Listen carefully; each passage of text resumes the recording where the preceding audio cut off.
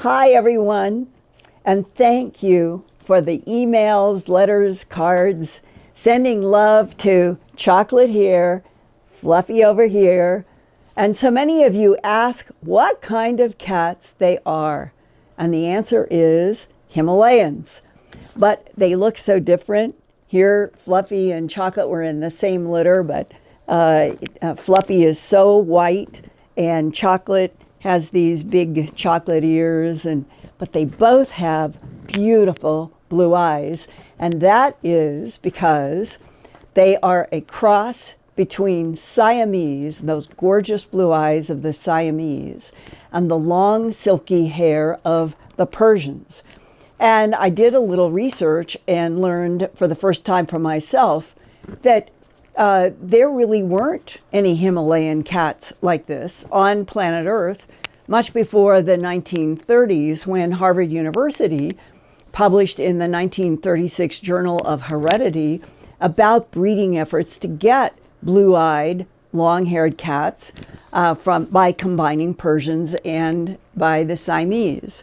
And finally, by 1957, the Cat Fanciers Association officially recognized the breed as part Himalayan, or part Siamese with part of the Persian, to get these guys who are fluffy and silky and fun, and they both have blue eyes, and I love them dearly. And thank you all for all of your wonderful notes about them. And I'm going to put them down now. And like little kids, they like to be held for just a little bit, and then they're going to go play. Well, today, on August 7th, according to Europe's Copernicus Climate Change Service, July 2019 ranks as the hottest month so far in human recorded history. July 2019 shattered heat records across Europe, France, Belgium, Germany, the Netherlands, and the United Kingdom. They all set new all-time high temperature records that ranged from 101.7 degrees Fahrenheit in Cambridge, England, to 108.7 degrees Fahrenheit in Paris, France. And that's a range in centigrade from 38.7 in Cambridge to 42.6 in Paris. On the other side of the Northern Hemisphere, Anchorage, Alaska hit the 90-degree mark for the first time in that city's history. And further east, Greenland was melting fast in all of the heat and lost, it's hard to believe this, 200 billion tons of ice that has melted into the Atlantic Ocean this summer. That's enough ice melt to cause the global average Earth sea level to rise 2/100ths of an inch and keep rising, as the global Earth temperature has risen 1.5 degrees centigrade since the Industrial Revolution began in the 20th century. With the world's population expected to rise to 10 billion by 2050, that's only 30 years from now, there are growing fears there will not be enough land to feed all Earth humans during a time of increasing storm violence and droughts. Today, this date, August 7th, 2019, scientists and political reps from 195 countries met in Geneva, Switzerland for the United Nations Intergovernmental Panel on Climate Change to finalize more than 1,000 pages in which scientists have laid out tough choices that governments and people must make as Earth continues to warm with a growing human population in which at least 820 million children and adults are now always hungry, and more will continue to be hungry in the future. Whatever intelligences monitor Earth, some still harvest tissues and blood from Earth cattle, horses, and other domestic and wild animals, and I'm talking about animal mutilations. Since July 30th, 2019, 5 bulls have been found dead and bloodlessly mutilated with genitals and tongues cut out on the 140,000-acre Sylvie's Valley Ranch in Seneca, Harney County, Oregon, about 20 miles north of Burns. Harney County Sheriff Deputy Dan Jenkins has been assigned to investigate the 5 strange bull deaths and told the East Oregonian on August 2nd, 2019 that, quote, necropsies to find out the cause of death were not possible because when the bulls were found, they were already past the 24-hour window when a veterinary inspection would have been effective, close quote. The Oregon Cattlemen's Association has offered a reward of up to $1,000 to, quote, anyone who can provide information leading to the arrest and conviction of whoever is responsible. And a separate $25,000 reward is also being offered by an interested party, close quote. Those with information can call the Harney County Dispatch Center at 541-573-6156. Again, 541-573-6156. But I have been investigating worldwide bloodless, trackless animal mutilations since 1979, and no human has ever been arrested or arraigned on an animal mutilation charge. When I was producing my regional Emmy Award-winning TV documentary, A Strange Harvest, I was director of special projects for KMGH-TV, then the CBS affiliate in Denver, Colorado. And since the production of A Strange Harvest, I have traveled to dozens of animal mutilation sites in a number of American states, a province in Canada, and in England and other locations. Always, my first impression is how clean the animals and ground are, how bloodless the excisions are. Eerily pristine, one Colorado sheriff said. And retired Sheriff Tex Graves of Logan County told me in September of 1979, during my first days of research for my TV documentary, that the, quote, perpetrators of animal mutilations are creatures from outer space, close quote. And I remember the shock I felt when he said that.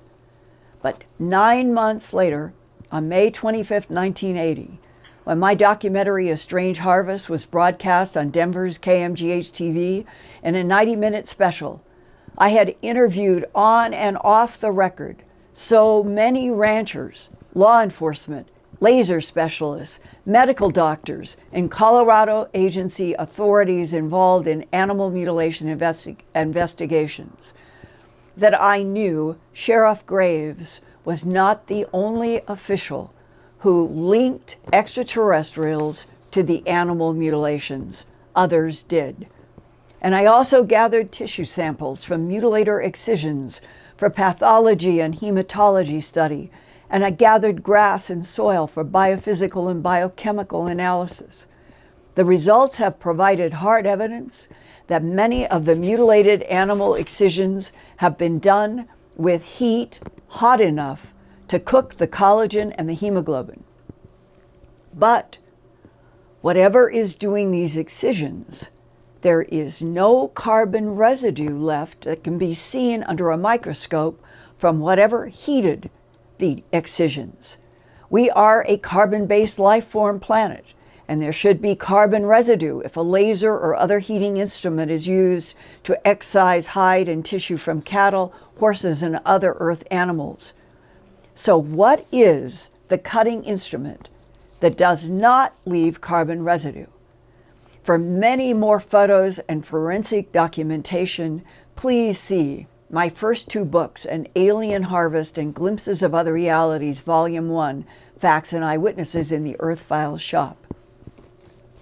In addition, grasses under and around animal bodies have shown metabolic changes related to the impact of intense energy in contrast to distant control grasses, meaning you get grasses from far away and you get grasses from under the animal and you compare them. from the same pasture. Well, the soils under and around mutilated animals have often had a crater, indicating that the animal was dropped to the mutilation site from above. Many mutilated animals have had broken bones, consisted with being dropped to the ground from the air around dead and mutilated animals. And now, tonight, given a resurgence in the bull mutilations, and I'm getting reports from more half-cat mutilations, sheep mutilations, it's like another cycle is starting to take place. So tonight I would like to share with you excerpts from my documentary, A Strange Harvest, beginning with 1979 retired Logan County Sheriff Tex Graves. One other place in 1976 north of town on a very hard pasture, almost like hard brick. We found tripod marks 12 inches across. The tripod marks were 14 feet apart. We found one set that had gone in the ground roughly 8 inches. And it would take a good post hole digger or our shovel to dig in like this. It indicated something very heavy had set down in this area, yet there was no tracks leading from it nor to it. Almost nightly when this was going on, we could pick out a very brilliant, huge, brilliant light in the sky. We had a newsman take pictures of it with a very high-powered lens, but all we got out of this was the movement of it and the light showing very brilliant. Several times we observed smaller lights come out of this aircraft and then come down toward Earth. This huge, brilliant light would hang in the air, and then when it would move, it could move up and down, backwards, forwards, travel very rapidly. And after a while, these smaller lights would join up with the larger one, and then they'd disappear. And the number of mutilations being investigated by the Royal Canadian Mounted Police had climbed above 30. Lou Gerardo is the chief investigator for the District Attorney's Office in Trinidad, Colorado. It's not difficult to tell a predator kill. I mean, a coyote or a bobcat or a lion, of course, will grab and tear. It wasn't that way with any of the mutilations I covered, and the first two were amazing. The others had been completely removed with a very clean, apparently a surgical cut. No blood were around the wounds, no blood were around either of the animals, no tracks. Checking the area where the two cows were laying, they were underneath some tall oak. We checked the upper branches just in case we had heard of the mutilations in other parts of the country, where the possibility of the animals being dropped, removed from where they were killed and dropped in the area where they were being found. There were no broken branches, no tracks of any kind, human or otherwise, led to or from the animals. Relaxation, you can feel yourself even going deeper and What you are about to hear is perhaps the first and only known eyewitness account of a mutilation. Because Dr. Leo Sprinkle is recognized as one of the world's leading authorities on cases involving UFOs and human abduction, he was contacted by the Aerial Phenomenon Research Organization in Tucson, Arizona, to do hypnosis work with this woman. Her name is Judy Doherty. On a clear moonlit night in May 1973, Judy was driving back from a bingo game in Houston, Texas.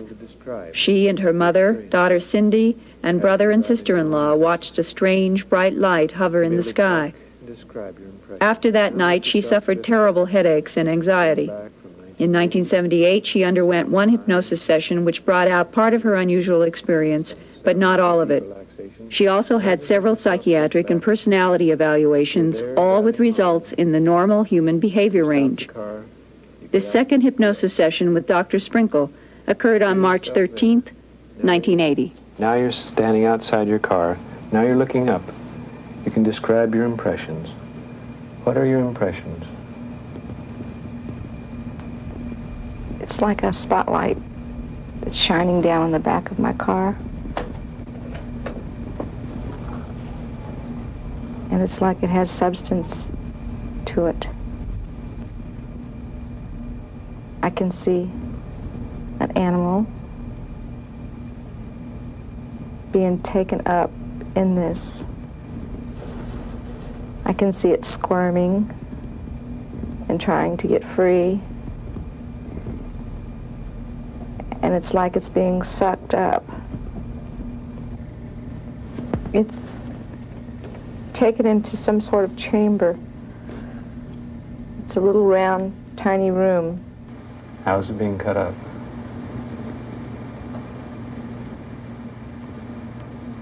Dissected. Mm-hmm.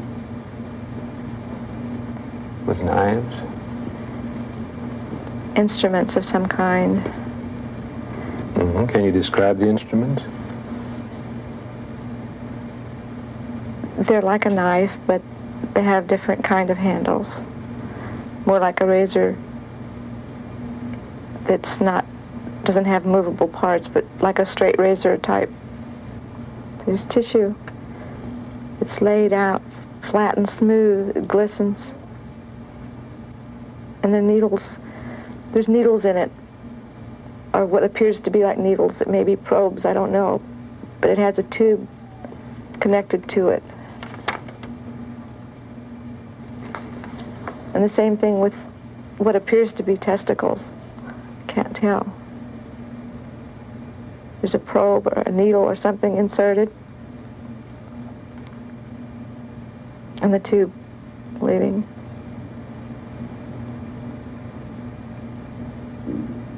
The same with the eye. Is anybody else around you? I feel the presence of other things, but I don't know what they are. I can't see them. Mm-hmm. You feel you're standing by the side of the road, by your car now, or are you standing someplace else now? I feel in two places at once. Mm-hmm. Okay, describe how you feel.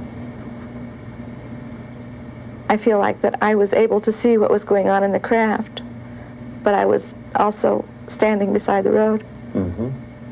Okay, just let yourself focus on what is happening inside the craft.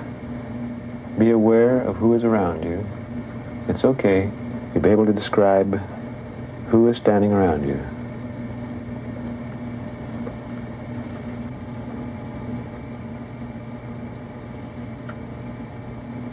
It appears to be two little men. Two little men? Mm-hmm. How do they look?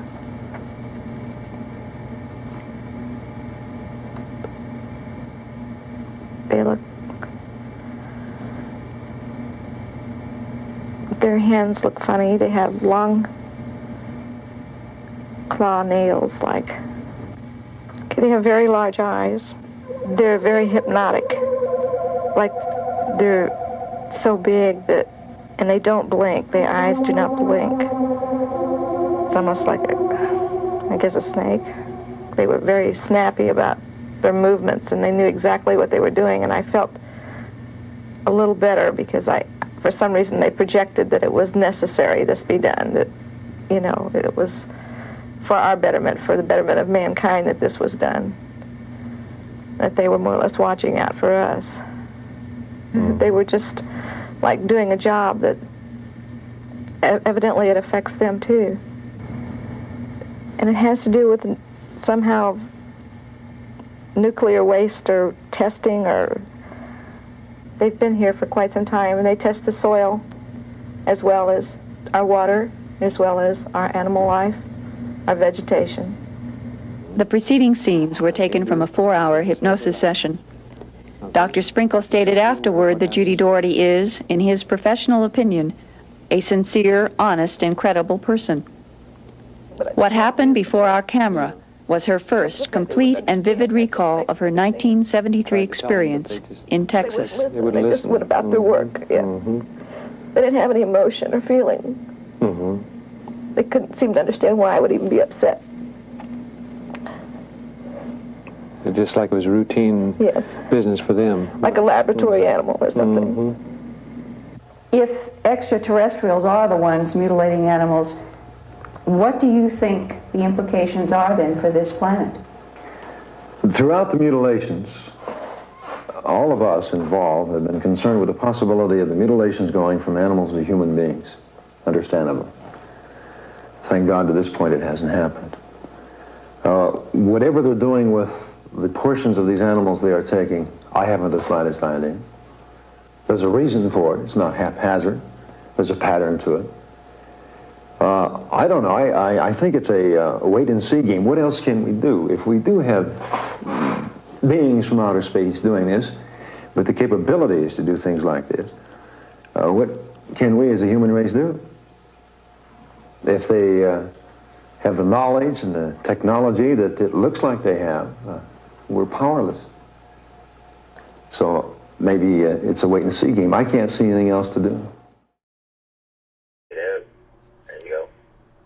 I remember that day when Dr. Leo Sprinkle and I flew down from Wyoming and Colorado and met with Judy Doherty.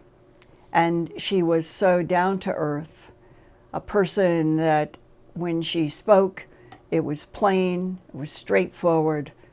And that day was a turning point, not just for me, but it was, I know, for Dr. Sprinkle as well.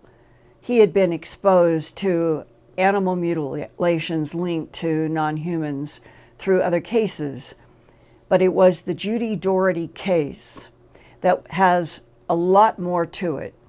There is a dramatic scene that is in my documentary, A Strange Harvest, and it's in the full transcript is also in my book, An Alien Harvest. And it is where Judy was worried that the beings were going to do something to her daughter, who was also abducted. And as it turned out, whatever the relationship was between these gray beings and their need to get blood and tissue from animals for whatever is their, as they said, necessary to do, that Judy Doherty understood that they were sampling, but in other cases of animal mutilations where I have also dealt with abductees after Judy Doherty, there have been cases where there is a deep impression or they're being shown technology that some types, like standing up lizards and standing up alligators, are using the tissue and the fluid from animals as sustenance, which is a nice word to say for food. So the whole animal mutilation phenomenon that is global has been going on since at least the beginning of the 20th century. My own personal opinion is that it is related to sacrifices, animal sacrifices going back 3,000, 4,000, 5,000 years ago, when I think that the non-humans were as involved with our planet as they are today, but in different ways. And that there are different types of non-humans, clearly, and that the ones that have been most associated with animal mutilations, whether it has been cattle or horses, think of every domestic animal that you know of, and then go on to wild animals, elk and deer and reindeer and foxes, even snakes, that over the years have been found with the same dry excision that under a microscope we find in a lot of other animals, especially have we found in the half-cats, that the excision in the half-cats matches identically what we have seen in many pathology reports about heat, high heat that cooks the hemoglobin, cooks the collagen, leaves a kind of stiff, tough edge that does not bleed. There is no liquid, but does not have carbon residue, which has been very puzzling to the pathologists that I work with, because we are carbon-based life forms, and that is a very important fact. If anybody asks you what is some of the strongest evidence that would support what the sheriffs and law enforcement have said, that the perpetrators are creatures from outer space, it would be the forensic evidence, of which cooking hemoglobin and cooking collagen and not leaving a carbon residue raises the question, what kind of cutting device is being used? And some people have suggested from the human abduction syndrome that it might be something having to do with acoustics, cutting with sound that would heat and might not leave a carbon residue, but that is just a speculation. It is all a very complex phenomenon when you get into animal mutilations, but I shared the excerpts tonight with Judy Doherty because she and I and Dr. Sprinkle and I spent a lot of time talking about that night in 1973. And she had other people in the car from her family, and they were going home to family members who had been keeping young children for them on a night out in Houston.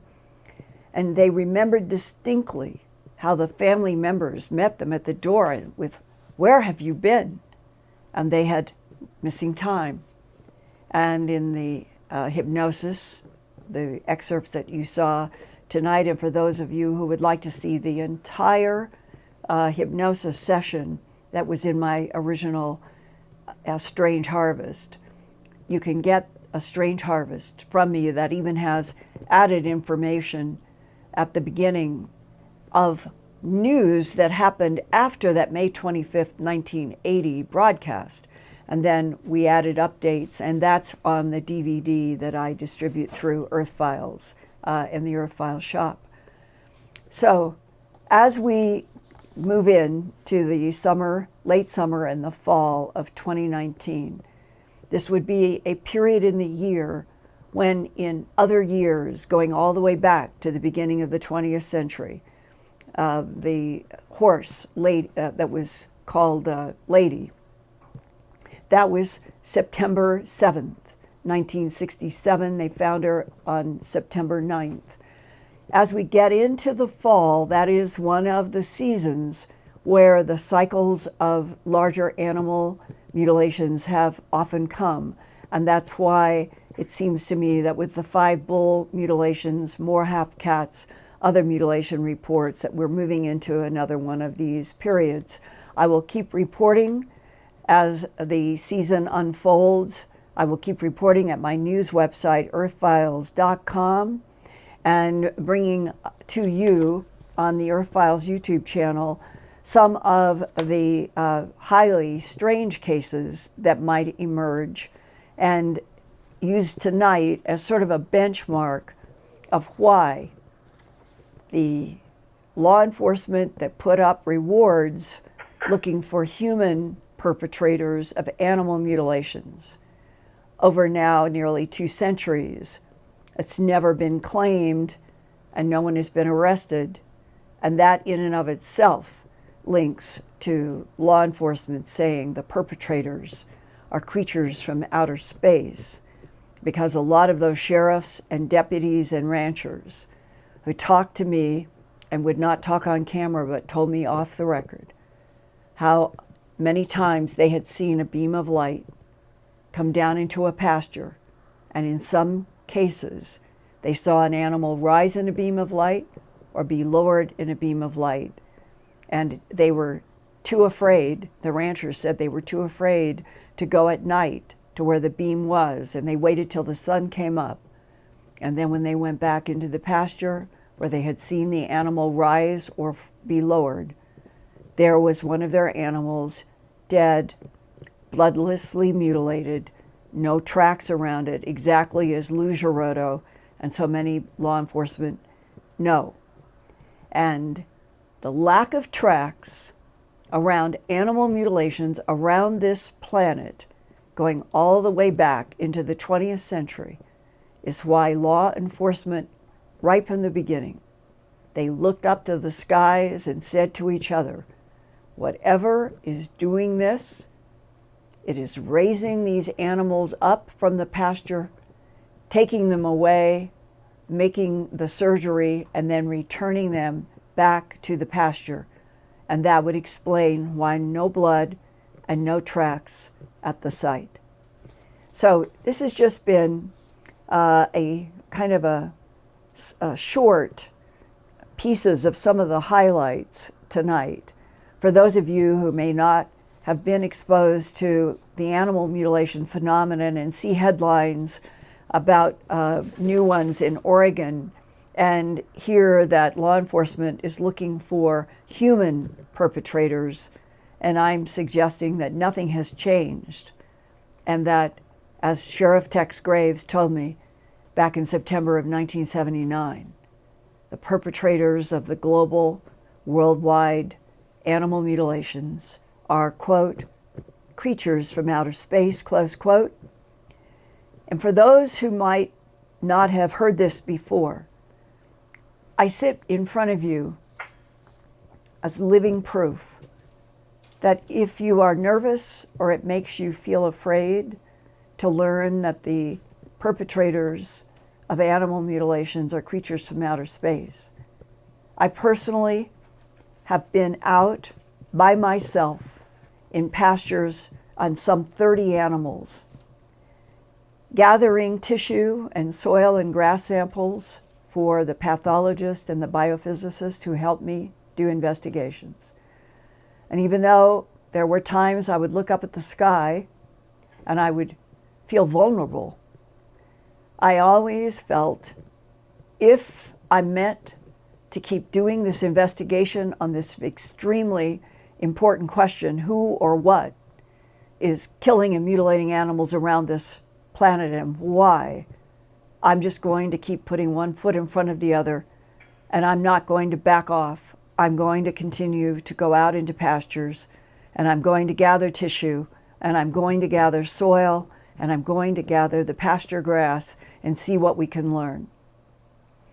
And that I started in 1979. This is 2019. So it has been 40 full years. And I have come to the conclusion that whatever we are dealing with, and it is complex, and I think the agendas are not singular, I think they are complex, that at least I think I can say this to you with some conviction today, that there might be types of some mutilations that we might consider to not necessarily be friendly, but they might be neutral, and that might be some of the reptilians. And then there are the gray beings that Judy Doherty saw, and she had this strong feeling that there was a very important reason for why they were monitoring the planet and why they were gathering tissues, adding the dimension that maybe some of the animal mutilations have been used to monitor water, air, land, and things that we don't understand on the earth, maybe for our benefit, but especially for the benefit of those particular beings. And that if you add it all up, the mutilations continue. The alien presence or presences are still here. I have not one single doubt that if we could lift up the surface rind of the earth that we live on, that there would be huge bases that have been on this planet right underneath the surface ground all over this planet, and they've been here probably for millennia. And that the revolutionary moment that I'm hoping will come soon is that all of us be told at least the truth that the government has about why animal mutilations and the parallel of human abductions in which people are returned to cars, bedrooms, yards, and are not killed, but they are parallel. Human abductions and the animal mutilations have always paralleled. And that they are investigations, harvests of genetic material, and that both of those are two big arenas of interest by a variety of non-humans. that interact with this planet, and some are based here and throughout our solar system. And that how refreshing it would be if this discussion that I'm having with you tonight, we could do it on a global basis with all reporters in every country, with everyone learning information about who, what, and why. And that, as Judy Doherty said at the end of the hypnosis, that she felt that the beings were doing this like a job, that it was important to do, that they were studying something that needed to be studied, and that in the end, maybe by next year, we will all be able to go into a public dialogue about a non-human presence on our planet, on the moon, on Mars, and out into the further reaches of the solar system and the Milky Way, and that governments will finally let go of the policies of denial and lies that have kept us all in the dark for so long. Animal mutilations and human abductions should be explained, and that for those of you who are here in the audience tonight who remember a moment where you heard a buzzing in your room, or you saw a beam of light, or you saw a shadow moving, and then you know there was missing time. And I am a person trying to help all of you as best I can. How wonderful it would be if everybody could speak out and have people who are therapists and have people who know a lot about what the alien agenda is be able to talk with all of you around the world. And until that moment, I am enthusiastic about doing the Earthfiles YouTube channel broadcast, as I'm doing tonight, in order to bring to you details that you're not getting on the 6 o'clock news about phenomena that I think is really important for you to understand, and to open up and give you a forum to ask questions with or without your real names through our chat list. And that now what I would like to do is go to questions that you might have after the presentation tonight. And I'm going to add only briefly right now from 2 short emails to give you all an idea of the hundreds of emails that I'm getting from people all over the planet about dreams or telepathy or flashes that come in having to do with something that people write to me and say, I've had a dream about something coming, and it could be a disaster someplace on the planet or around the planet. And I only wanted to share some excerpts from just 2 briefly so that you'd see what a couple of people have sent. And then if any of you are having any of these kinds of dreams, then to add to your mail to me. So I'm just going to do this shortly, and then we're going to go to questions through Lori about mutilations, anything else on your mind. And here is from a July 24th email, quote, I've heard you asking for people to send you their dreams regarding perhaps the end of the world in a few streams lately, so I thought I would send you a quick message regarding my own dream. In my dream, the world ended by massive celestial bombardment, either from the debris of a comet or asteroid.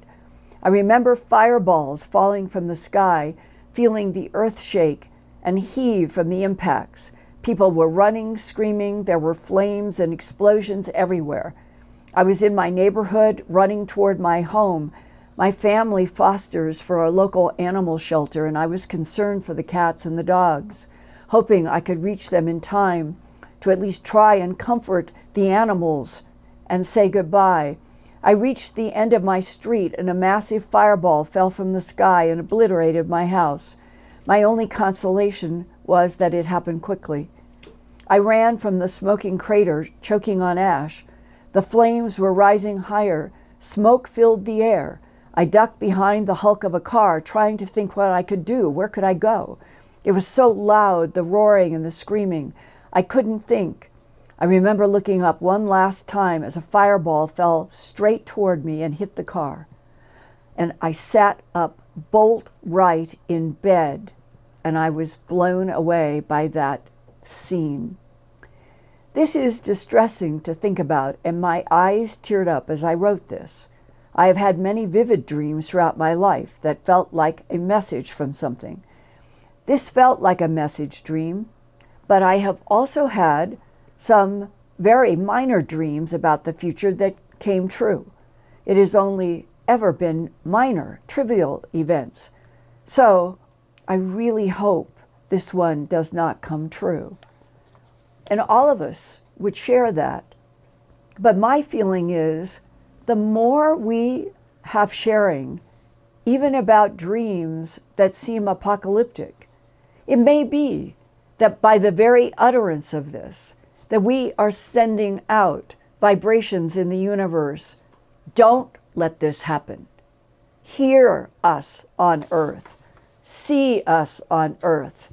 Feel us on earth. And protect us.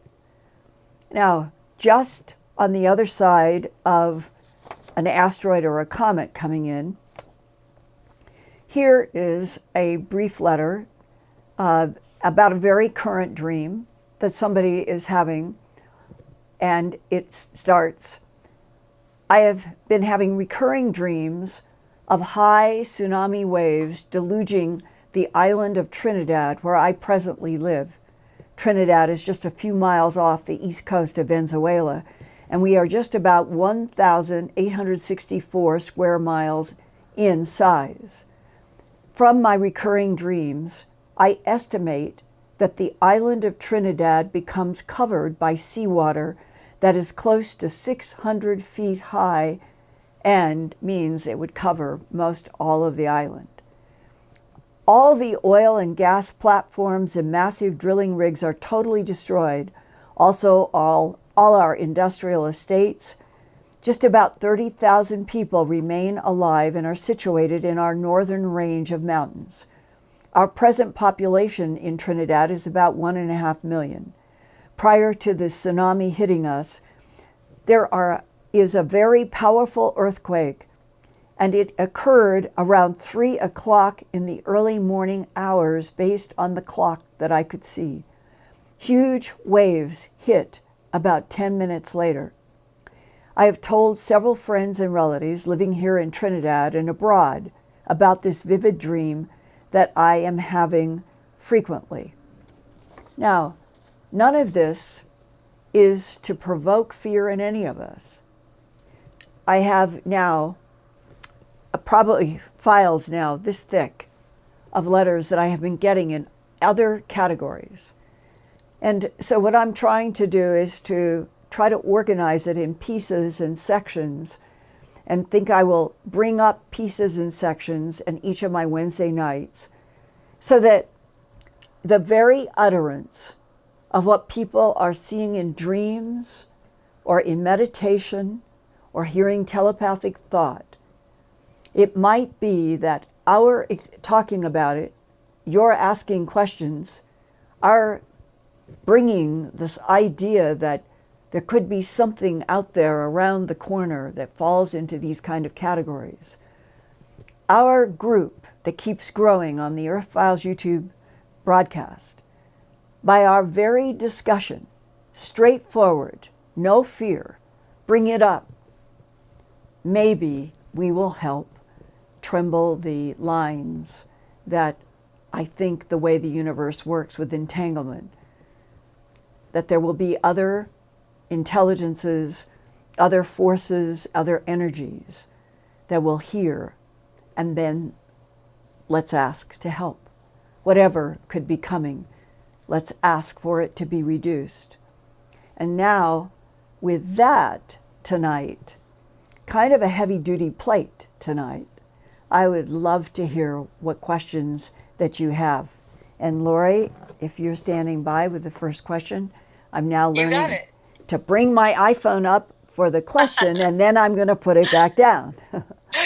So today we have 3 questions on animal mutilation and then a couple of other questions. So see what we can get through. You ready? I am. Okay. By the time you get to the animal, isn't it infested with maggots at that point? Oh, no, that has always been one of the high strangeness. Now, that being said, meaning if you get to a mutilated animal within 48 hours, usually, if it's not a mutilation that is bloodless and trackless, there will already have been flies and maybe even maggots starting to build up. In the animal mutilations that I've studied since 1979 by going out into the field and seeing so many of these animals, it is the eerie pristineness, cleanness, lack of maggots, lack of any activity, nothing on the ground. Animals that are found under tree branches, even thick branches. Nothing is broken. Those are the scenes that I have been to many, many times. It is eerie in the pristineness of it all. The maggots on a normal, let's say that it's a diseased animal that has died in the pasture, it will be covered with maggots within 2 or 3 days. So it is the lack of maggots on the mutilated animals and their cleanliness, the lack of blood, the dry excisions, incisions, and no tracks around them on the ground that has always separated the animal mutilations into a category that law enforcement always have said, this is so strange, and the only way we can explain these animals is to look to the sky because something has picked them up, taken them someplace, brought them back, and put them down. So that's the answer on that one. Now the next question is, Linda, why do they leave the carcasses? Wouldn't it be easier to steal the whole animal? It's as if they want to leave the traces on purpose. Could not agree with you more.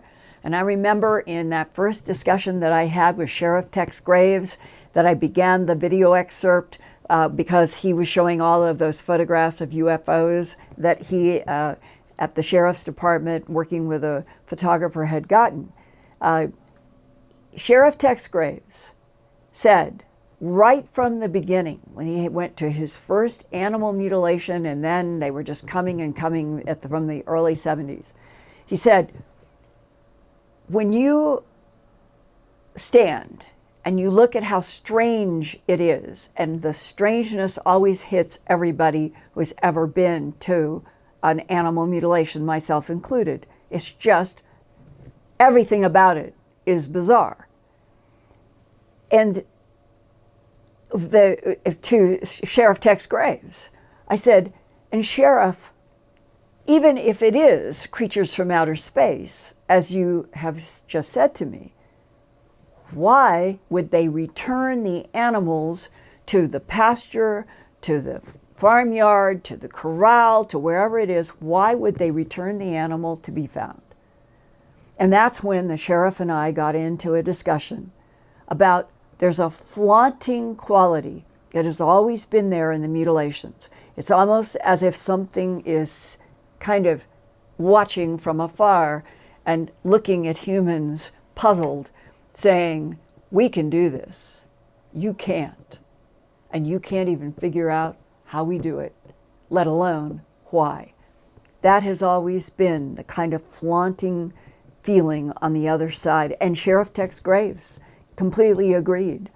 He said when we went over all of his Polaroids on the floor and I had put them together chronologically and was asking him questions, and we got into this discussion about that it was as if the animals are returned on purpose to put humans on notice, to flaunt what has been done, the ability that is in front of you and to intimidate. Not necessarily terrify, but to intimidate us psychologically. And that is something that it has always been important for me, and I hope it would be for you. That when you are trying to investigate something as strange as animal mutilations and you become convinced, along with law enforcement and other authorities, that you're dealing with an alien intelligence, and probably more than one, you don't back off. You don't stop investigating. You don't say to the public it's disease, predators, or satanic cults, because then you as an authority, you lose credibility with the ranchers and the people who are investigating who know better. And they know that those three explanations are not an answer. That's why I always appeal to people I'm working with in investigations. Let's tell the truth. Just always tell the truth. So, what about the next question? You bet. So here's a question not on the animal mutilations. And this one is, what can the average person do to convince another person to begin to get interested in disclosure and ufology?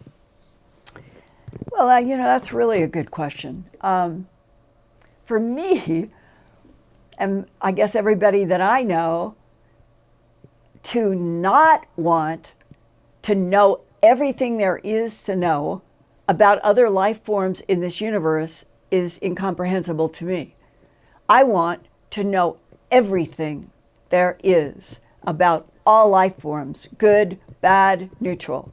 I want to know what made this universe. I want to understand what dark matter is, what dark energy is, why is the universe accelerating in its expansion? How did the singularity happen that produced this universe? Is it a holographic universe? And then that would mean that the whole thing was created by some incomprehensible and hugely advanced laboratory in another dimension. And then, once you start getting to that question, what is the relationship of any life in this universe to other life? Has it all been seeded here with the same double helix DNA? Are all of the humanoids in this universe, have they all been seeded with the same DNA? And that all of the variations, let's say on 1 billion different planets, are because the whole thing is somebody's laboratory test. I find that myself exciting to think about. And so all of these issues that I just laid out, I find that when I get into a discussion with friends who don't study UFOs and ETs, but I bring up, did you know that our universe is accelerating and increasingly accelerating, and astrophysicists don't know why? Do you know that at the singularity, at the point of where everything was supposed to have begun, that there are other physics papers that seem to suggest that there was a previous universe? It's coming out of the physics investigations that we can now make the clock go back through the singularity into another universe. So how many universes? Roger Penrose and Stuart Hameroff, they bring this up.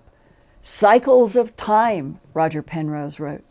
Cycles of time that is essentially infinity, and that this is not the first and it's not the last universe. That this has been going on in infinite time. Those are the kinds of questions that when I get into a dinner conversation with people who don't know anything about UFOs and ETs, and then we start there. And then we get into, well, if there's an infinite cycle and universes are coming and going, coming and going, coming and going with different timelines and different dimensions, then what about that intelligence behind it? And what about what appears to be a growing consensus, certainly among abductees and remote viewers who have worked for the CIA and the DIA and the NSA, and that is this universe that we're in is teeming with consciousness. Who are all those life forms? And if they're in a universe that somebody else made and is projecting, then for us to be able to get out into the Milky Way galaxy with the help of allied non-humans, that seems to me, if I were head of the Pentagon, if I were in the White House, if I were in any role of authority, I would do anything and everything to understand more about that, and that's what I would want to be doing.